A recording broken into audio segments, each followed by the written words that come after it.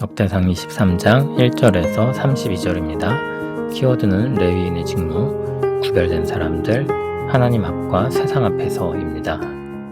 다윗이 나이가 많아 늙음에 아들 솔로몬을 이스라엘 왕으로 삼고 이스라엘 모든 방백과 제사장과 레위 사람을 모았더라.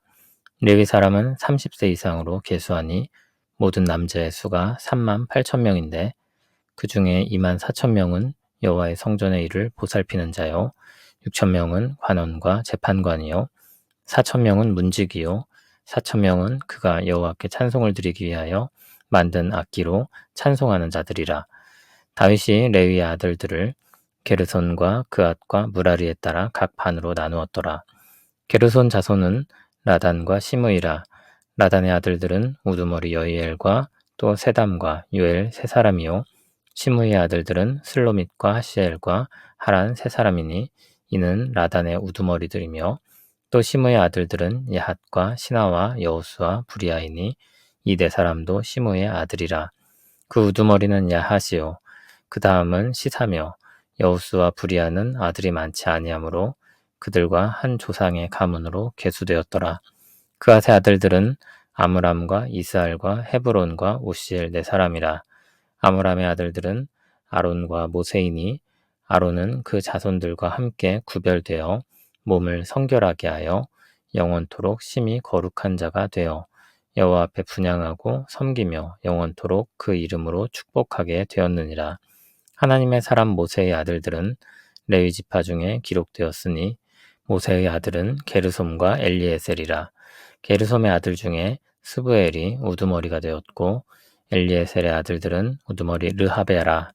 엘리에셀에게 이 외에는 다른 아들이 없고 르하베아의 아들들은 심이 많았으며 이스알의 아들들은 우두머리 슬로밋이요 헤브론의 아들들은 우두머리 여리야와 둘째 아마랴와 셋째 야하시엘과 넷째 여가무함이며 우시아의 아들들은 우두머리 미가와 그 다음 이시아더라. 무라리의 아들들은 마흘리와 무시오, 마흘리의 아들들은 엘르아살과 기스라. 엘르아살이 아들이 없이 죽고 딸만 있더니 그의 형제 기스의 아들이 그에게 장가들었으며 무시의 아들들은 마흘리와 에델과 여레못 세 사람이더라. 이는 다 레위 자손이니 그 조상의 가문을 따라 계수된 이름이 기록되고 여호와의 성전에서 섬기는 일을 하는 20세 이상 된 우두머리들이라.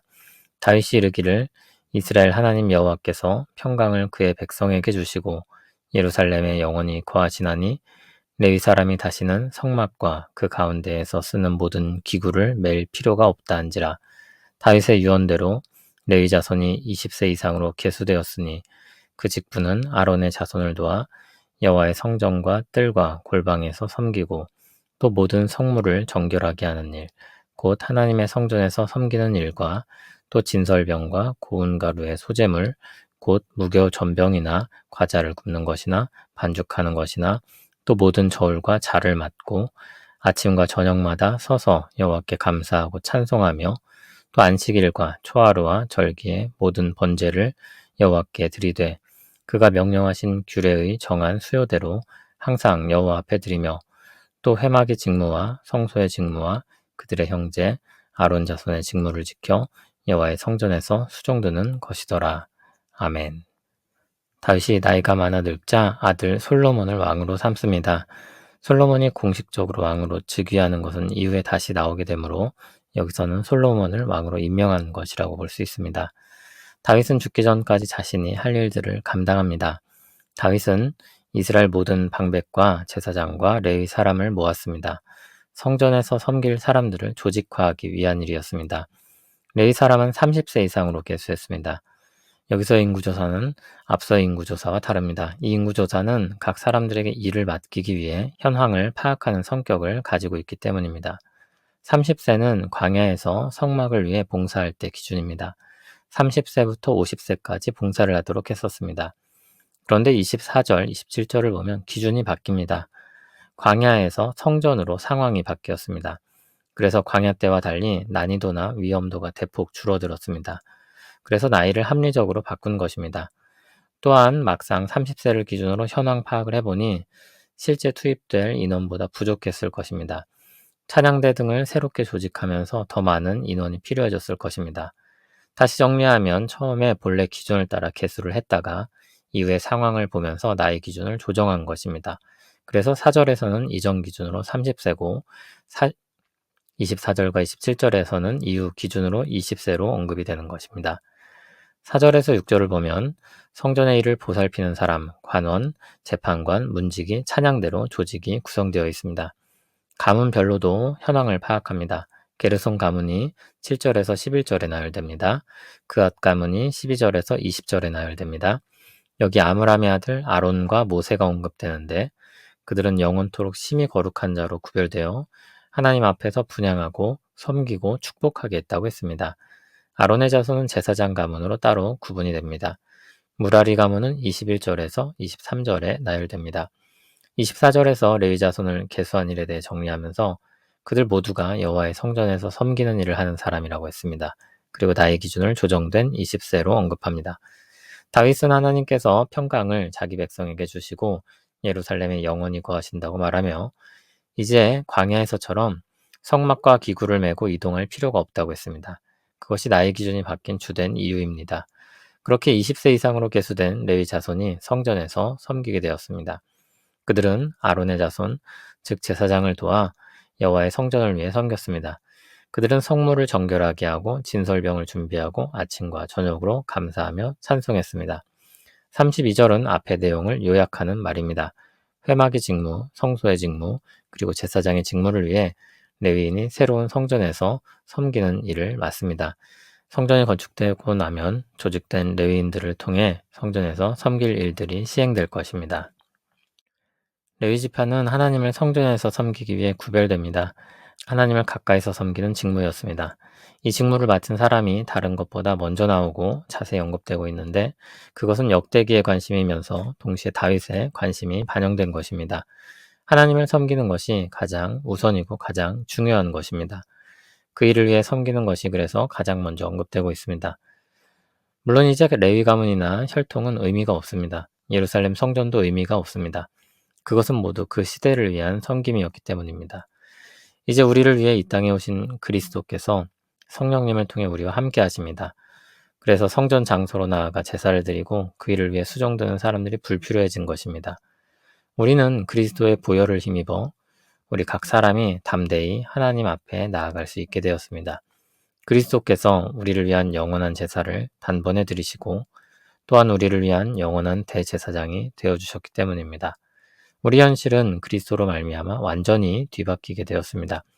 우리는 구약의 이스라엘과 그 정신과 마음은 같지만 형식에 있어서는 완전히 다른 상황에 놓여 있습니다. 그것은 모두 그리스도로 말미암은 변화입니다. 그리스도께서 이루신 일들로 인해 변한 것입니다. 이제 우리 각 사람은 그리스도 안에서 왕같은 제사장이 되고 거룩한 나라가 되어 하나님의 은혜로운 덕을 나타내게 되었습니다. 우리는 레위인이 아니지만 하나님을 위해 섬기도록 구별된 사람들이며 우리 목소리와 우리 삶 전체를 통해 찬양을 드리는 사람들입니다. 우리 예배는 온 세상에 하나님의 구원의 은혜를 선포하고 하나님이 참 신이시며 온 세상의 왕이심을 나타내는 것입니다. 또 우리 예배는 우리가 구원받은 백성으로서 하나님께 감사하며 마땅한 영광을 돌리는 행위입니다. 그처럼 하나님을 향해 그리고 온 세상을 향해 우리에게 주어진 일들이 있음을 기억하고 그 가치를 새기며 즐거이 힘쓰기를 바랍니다. 우리는 이제 그리스도 안에서 왕같은 제사장입니다. 거룩한 나라입니다. 세상에 하나님을 나타내어 하나님과 세상의 다리가 되는 사람들입니다. 세상에 하나님 나라가 거룩하다는 것을 보이고 드러내는 사람들입니다. 우리 직무는 레위인과 다릅니다. 우리는 우리 삶 전부를 통해 하나님께 영광 돌리게 하고 복음의 은혜를 선포하고 전하는 것입니다.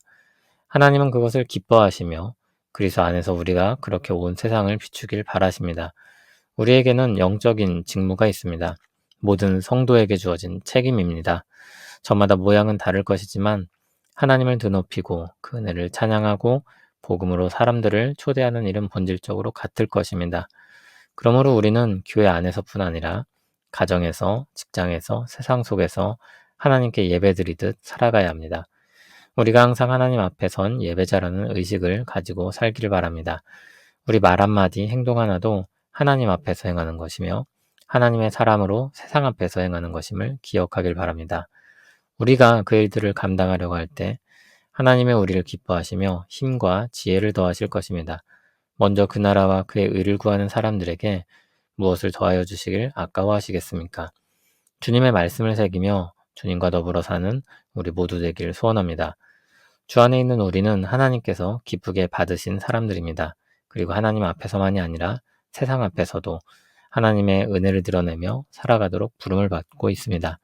이 사명은 무겁지만 동시에 기쁜 것입니다. 우리에게 주어진 구별된 직무는 은혜에 대한 응답입니다. 하나님께서 먼저 우리를 거룩하게 하셨기에 우리는 기꺼이 그분을 찬양하며 섬기고 복음을 전하는 일에 헌신하게 됩니다. 하나님이 헌신하는 우리와 함께 하십니다. 하나님은 우리를 세상 속에 두셨고 소금과 빛이 되게 하셨습니다. 성전이라는 제한된 공간에서 예배하는 사람이 아니라 삶의 모든 자리에서 하나님을 높이는 예배자입니다.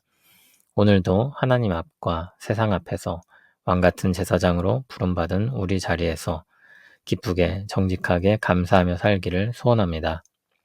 거룩하신 하나님, 우리 각 사람을 구별하시고 하나님의 이름을 높이는 제사장으로 세워주시니 감사합니다. 우리 삶이 하나님을 향한 예배가 되게 하소서. 말 한마디 행동 하나까지도 하나님 앞에 드려지는 예배가 되게 하소서.